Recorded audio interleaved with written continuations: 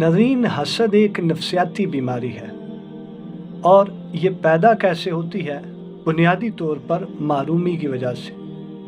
जो इंसान अपनी मारूमियों के साथ ज़िंदगी का सफ़र तय करता रहता है, कोई फाइनेंशियल क्राइसिस है, किसी चीज़ को हासिल नहीं कर पाया, कोई ख्वाहिश ऐसी थी जो पूरी करना चाहता था, उसके लिए कोशिश नहीं की या कोशिश की, कुछ रुकावटें खड़ी हो गई। और इसी तरह जब वो अपनी मारूमियों के साथ सफ़र करता रहता है, कोई ओहदा हासिल करना है, कोई कारोबार शुरू करना है, इल्म हासिल करना है, इल्म की तगदो में लगना है, अहले इल्म की सोबत में बैठना है, हालात नहीं है, सरमाया नहीं है, सफ़र कर सके, किताबें ख़रीद सके, तहकीक कर सके। सो वो मारूमियों के साथ जब सफ़र करता रहता है, यहाँ तक कि वो उस मुकाम तक जा पहुँचता है कि वो एहसास मारूमी का शिकार हो जाता है, मुकम्मल तौर पर नेगेटिव हो जाता है। वो हर चीज़ को नेगेटिव पहलू से देखता है। वो किसी भी चीज़ पर बात करता है, किसी के मुतल्लिक राय पेश करता है तो नेगेटिव, किसी के ऊपर तबसरा करना चाहता है तो नेगेटिव। यहाँ पर एक लंगर खाना है, वो ये अपना DHA में होते हैं साहिब, अल्लाह उन्हें अजर अज़ीम अता फरमाए। वो 2 वक्त का खाना खिलाते हैं। अब इंतज़ामिया में हम भी शरीक होते हैं, तो खाना जब सर्व करते हैं, आज एक बंदा कहने लगा कि ये लगता है कोई हराम की कमाई है। यानी आप देखें कि कितनी नेगेटिविटी। मैंने फिर उस बंदे को पूछा कि यार आप कैसे कह सकते हो कि हराम की कमाई है? नहीं जी, इस तरह तो जाहिर है कौन करता है जनाब, वो ये अच्छी अच्छी देगें अपने लिए इकट्ठे कर लेते हैं, तो बस जो कचरा है लोगों को खिला देते हैं। मैंने कहा यार आप कचरा खाने क्यों आए हो?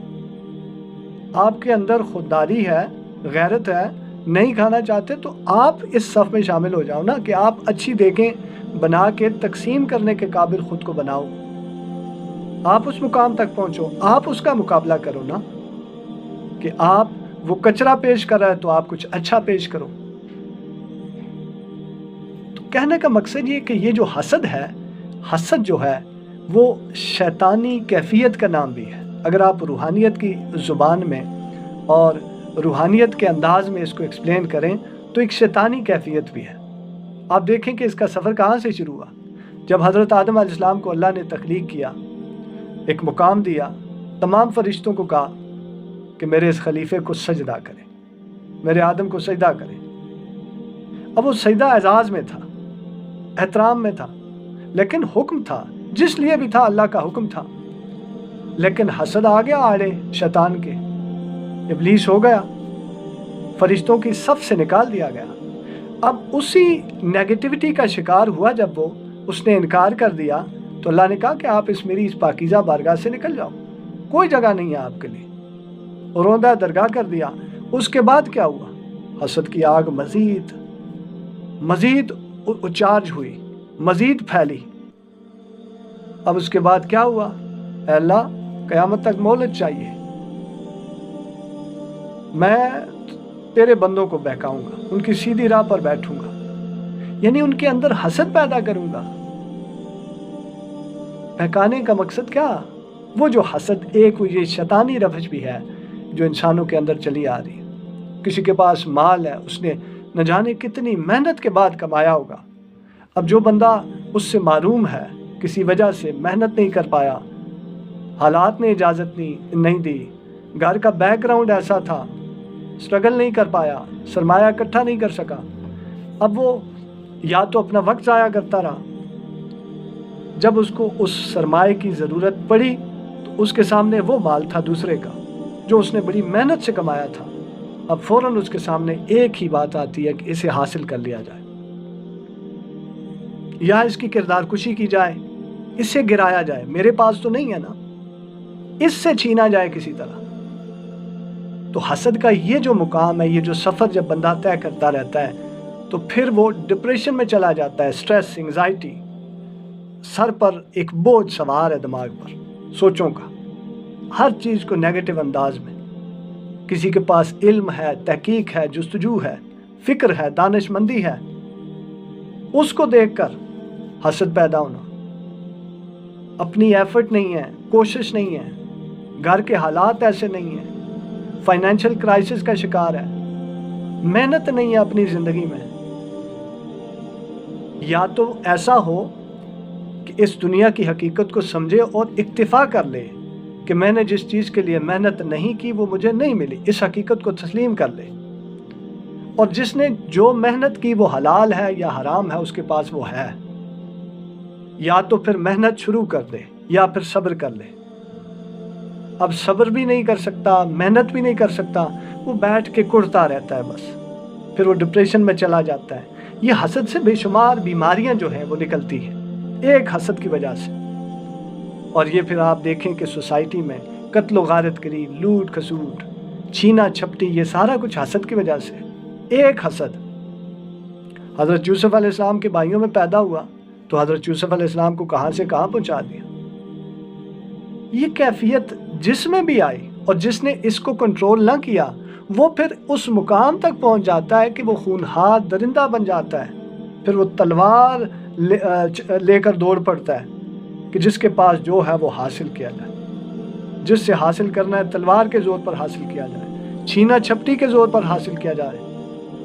वो भूल जाता है कि सोसाइटी के कानून क्या है, रूल्स क्या है, रेगुलेशंस क्या हैं, मुआशरती इखलाकी इक़दार क्या हैं, उन कदरों को फॉलो करना कैसे है, सब कुछ भूल जाता है। एक ही टारगेट है, बस छीनना है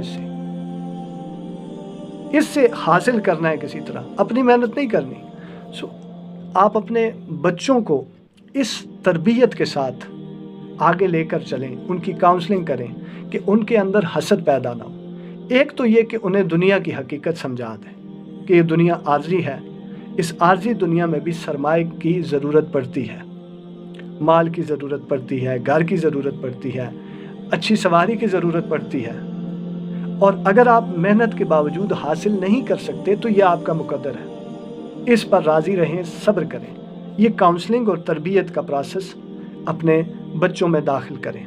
अपने बच्चों की तरबियत इस अंदाज से करें कि वो सोसाइटी में बिगाड़ का सबब ना बने, किसी के लिए बिगाड़ पैदा ना करें, हसद पैदा ना उनके अंदर, और उस हसद की वजह से दूसरे के लिए बिगाड़ पैदा ना करें, मुश्किलात पैदा ना करें, किसी की किरदार कुशी ना करें, किसी के माल पर नज़र ना रखें, अपनी मेहनत। एक तो ये काउंसलिंग है इसका तरीका कि आपके बच्चों में हसद पैदा ना हो। फिर प्रैक्टिकल उनको करके दिखाएं, मेहनत करके दिखाएं। फिर उनके अंदर सब्र की कैफियत दाखिल करें, सब्र की प्रैक्टिस उनको सिखाएं। कोई चीज़ अगर मारूम हो गए किसी चीज़ से तो उसकी अहमियत से आगाह करें और बताएं कि ये इतनी अहम नहीं है, आपका होना अहम है। दुनिया की कोई चीज़ है लेकिन आखिरत की अहमियत से ज़रूर आगाह करें, आखिरत की फ़िक्र में ज़रूर लगा दें, क्योंकि वो तो एक हकीकत है ना, उसके बगैर तो गुजारा ही नहीं। ये जो काउंसलिंग है ये बुनियादी तौर पर एक इलाज भी है, एक थेरेपी भी है, और तरबियत तो ज़ाहिर है वालिदैन फिर करेंगे। अगर नहीं करेंगे तो इस सोसाइटी में बढ़ता हुआ जो स्ट्रेस है वो वजह हसद है, और हसद ने सिर्फ स्ट्रेस पैदा नहीं करना, वो दिमाग का बोझ फिर एंग्जाइटी और डिप्रेशन में ले जाएगा। यहाँ तक एक वक्त आएगा इंसान पागल हो जाता है। बेशुमार पागल लोग हमने देखे हैं, मारूमियों का शिकार। जो भी आपके घर में मारूम है किसी वजह से, उसको एहसास दिलाइए कि आप कीमती हैं। ये जो आप हासिल करना चाहते हैं ये कीमती नहीं है, जो मेरे पास नहीं है वो कीमती नहीं था, मैं कीमती हूँ। इंसानों की अहमियत, उन चीज़ों की अहमियत जो कीमती है, उसकी अहमियत अगर कीमती है तो उसके लिए कोशिश, मेहनत के बाद नहीं मिली तो सब्र। ये सारी जो थेरेपीज़ और काउंसलिंग आप करेंगे तो आपकी औलाद में न सिर्फ इखलाकी ज़िम्मेदारियों का एहसास होगा, कानूनी ज़िम्मेदारियों का एहसास होगा, बल्कि मुआशरे में एक अच्छा मुकाम भी हासिल करेंगे। नदीम डिजिटल डायरी देखने का शुक्रिया। Thank you. सलामत रहें।